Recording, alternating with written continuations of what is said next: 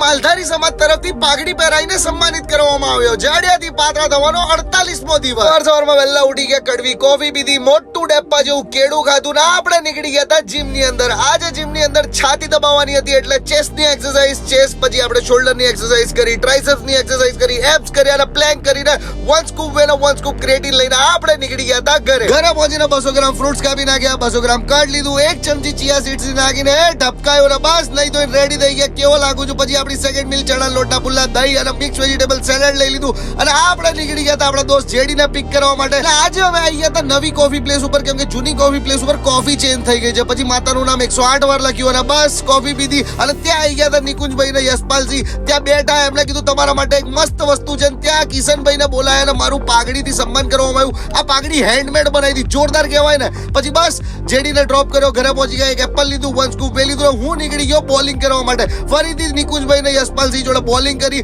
અને આ ફરી તો નિકુંજભાઈ જીતી ગયા હતા. વાહ ભાઈ વાહ. પછી અમે અમારા ડિનર માટે નીકળી ગયા હતા કેફે ની અંદર ને એમાં અચાનક મેં જોયું કે વિકાસભાઈ ના બાપુ બે અલગ ઓર્ડર આપે છે. અમને તો ચેવા ઝાડા થશે. પછી અમે તો અમારું ડાયટ ખાધું, પનીર અને રાઈસ, અને આ લોકોએ ખબર નહીં દાળ ને રોટલી ચેવું ચેવું મંગાવ્યું, ઝાડા પાક્કા અમને. પછી બસ મેં જમ્યું ને મારી ફ્રેન્ડનો ફોન આવ્યો, તને મારી બર્થડે યાદ નથી? પછી મેં એને પિક કરી, બહુ બધી વાતો કરી અને બોલીવુડ સોંગ સાંભળ્યા અને બસ એને ઘરે મૂકીને દિવસ પતાવ્યો. તમે ફોલો કરો લ્યા.